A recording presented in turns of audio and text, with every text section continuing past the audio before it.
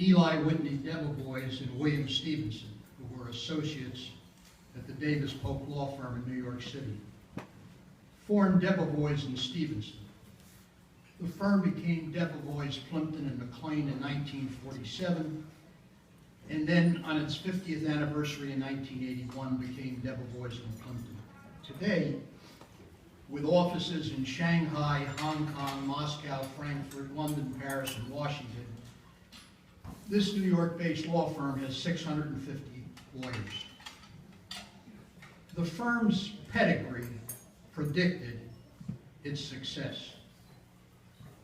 Eli Debevoise was named Deputy High Commissioner of Germany after World War II by President Eisenhower. Francis Plimpton was President Kennedy's ambassador to the United Nations. And Edward McLean courageously represented Alger Hiss when he was tried by the United States government for spying. The firm is widely respected and regarded as one of the world's finest law firms.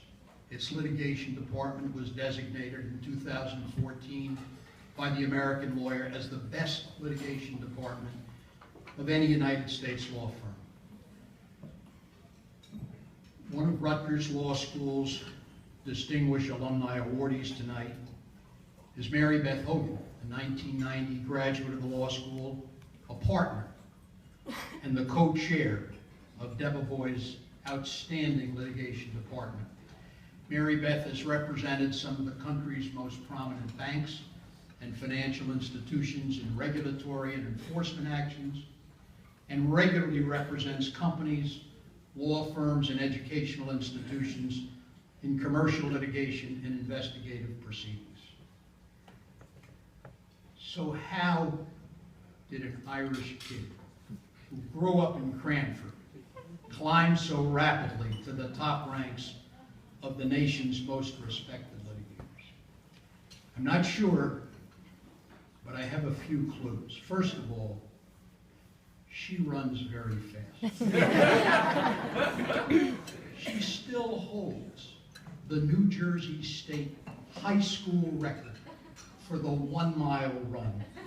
5 minutes, 21 seconds.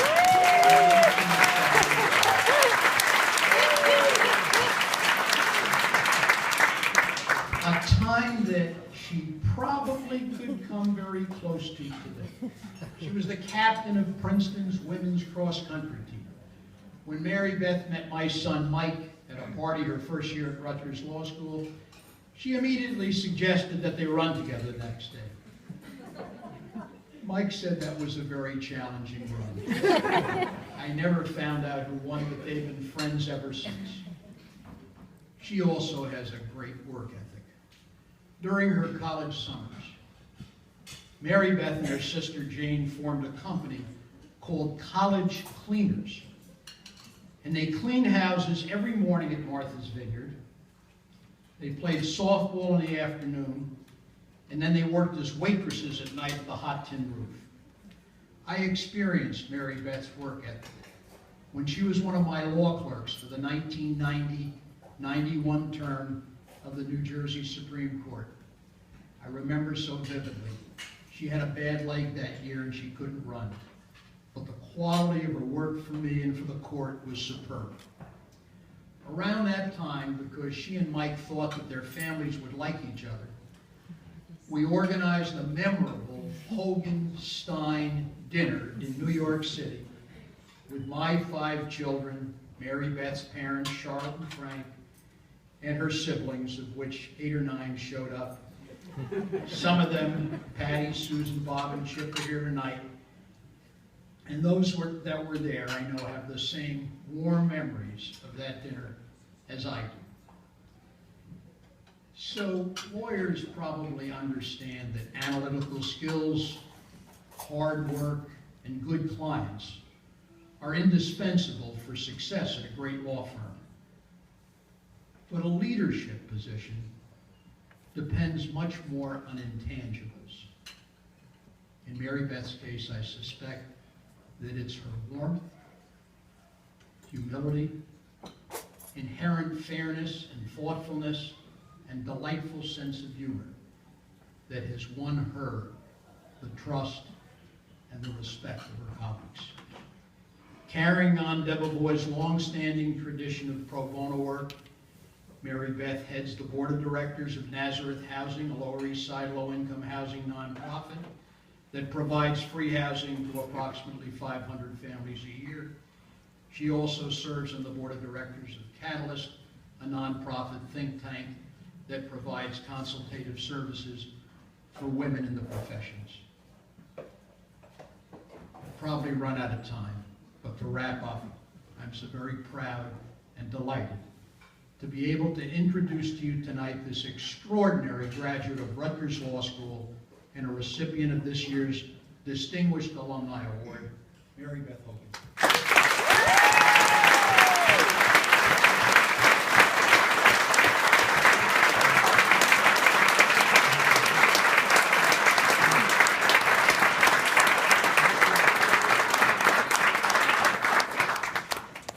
Thank you, Justice Stein.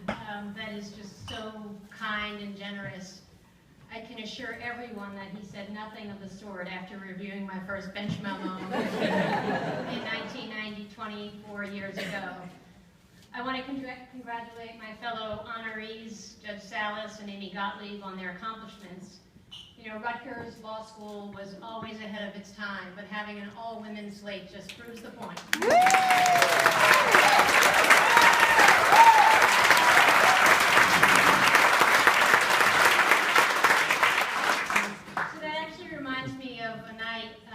That I was putting our second child, Cormac, to bed. He's now a strapping 15-year-old, but at the time he was under 5. And he asked me, "What's Daddy's job?" And I said, "Well, Dad's a lawyer." And he looked at me kind of puzzled and he said, "I thought only women could be lawyers."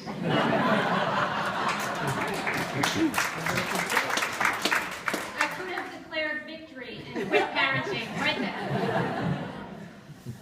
Our daughter Kate, who is 13 and is here tonight, recently asked me how many of my siblings went to Rutgers.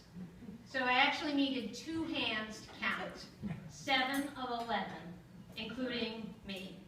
And some of my brothers and sisters are here with me tonight over at this table, and we couldn't fit them all, but some of them were able to come.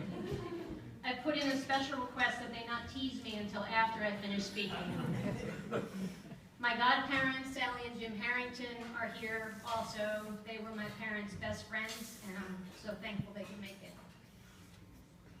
For a lot of us Hogans, coming from a large family that had more camaraderie, competition, a little chaos, and love than we had money, Rutgers was the absolute best option, a first-rate education at a bargain price. I think all of us are here tonight, at least in part, because we believe strongly in the importance of supporting and preserving that best option for students who may be short on resources, but are not short on either talent or motivation. And when it comes to this law school, it was a damn good option. The leading story in a recent National Law Journal had the headline, quote, "Law schools continue to build new facilities designed with an eye on the future." The article went on to describe current building projects at 5 Northeast law schools, saying, quote, "The building's designs reflect dramatic changes in how the law is taught. Schools don't need as many large lecture halls, but do need smaller meeting spaces as well as room for clinics." Well, I couldn't help but think with a lot of pride how far ahead of the curve Rutgers Law School was. Even in the old, dilapidated Broad Street building where I went, where we may not have had working elevators or stairs that were passable, we had clinic spaces, and we had small meeting rooms that facilitated the kind of learning and training and teaching that other law schools are now embracing over 2 decades later. For me, though, in the end, it's always about the people. And the reason I love this place so much, and the reason that Debevoise returns every year to Rutgers Law School to recruit, is that Rutgers law graduates are smart, they're motivated, and they're practical. And they lack any sense of entitlement and are known for being great colleagues and teammates. every Rutgers Law student we have hired has contributed in important ways, not only to the work of the firm, but to the culture and the spirit of the institution. A whole group of them are here tonight over in that corner, and I want to thank them for coming.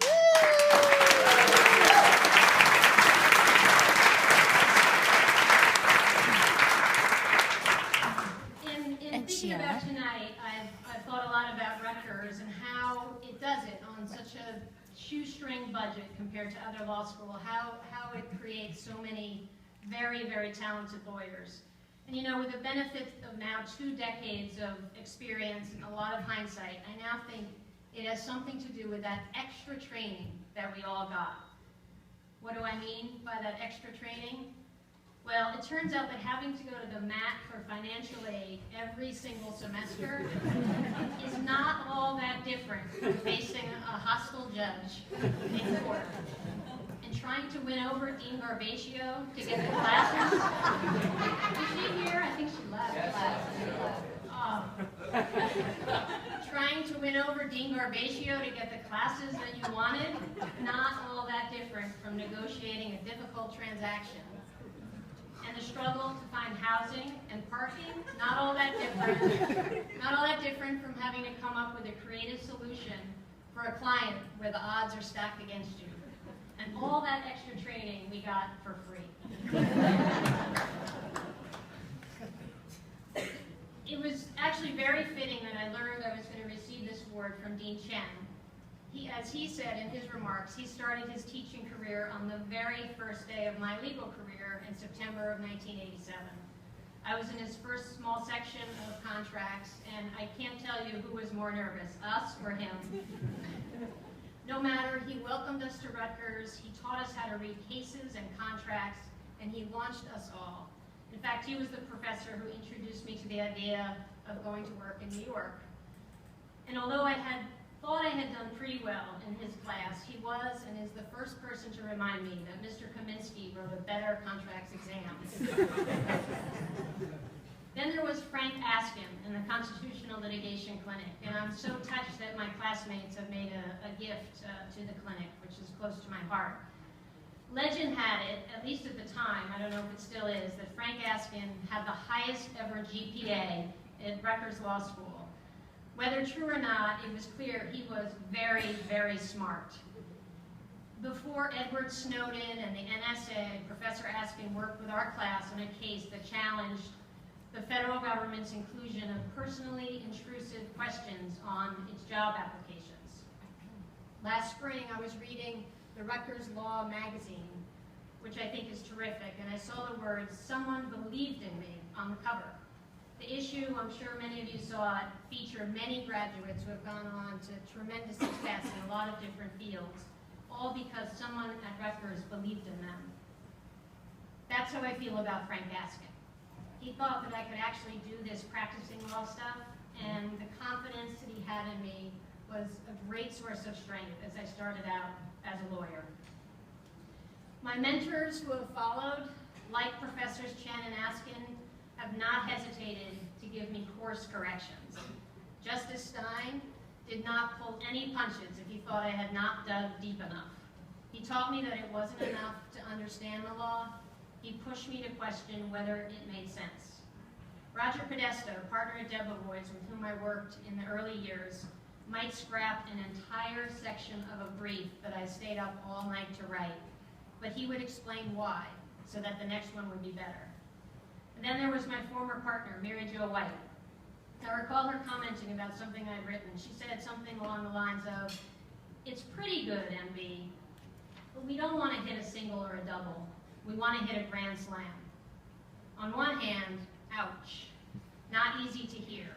But on the other, she and my other mentors upped my game in ways that never would have happened without them.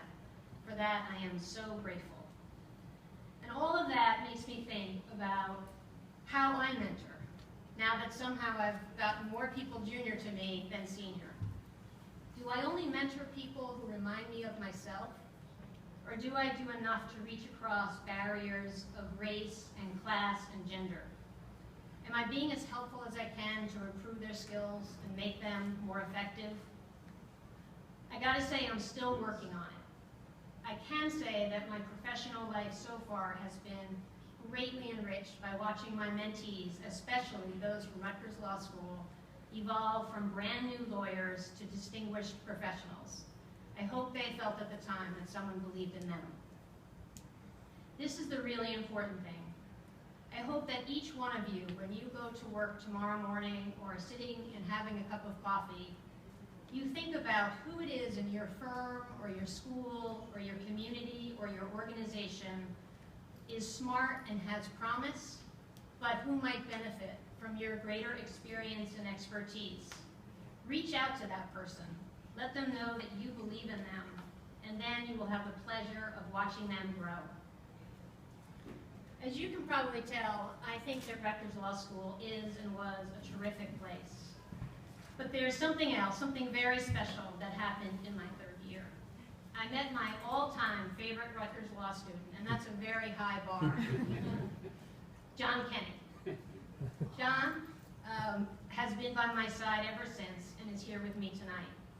And when I met John, it was like winning the lottery, because not only did I get a wonderful person and husband, but I got, as far as I'm concerned, the best in-law family in the world.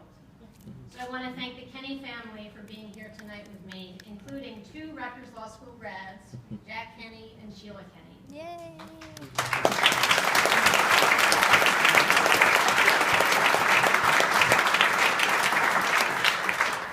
I also want to thank my friends from Nazareth Housing who are here, none of whom went to Rutgers, but are just here to support me. So thank you so much.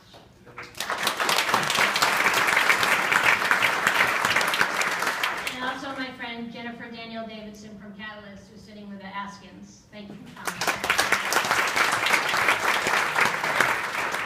Before I go, I just want to say thank you to the Alumni Association for this honor. It's truly an honor, and I can hardly believe I'm receiving it. And thank you to the current leadership of Rutgers, both at the law school and Newark. We are fortunate to have leaders like Dean Shen and Nancy Cantor to steer us through, as we know, what are difficult times, and to ensure that this place stays a damn good best option for generations to come. Thank you.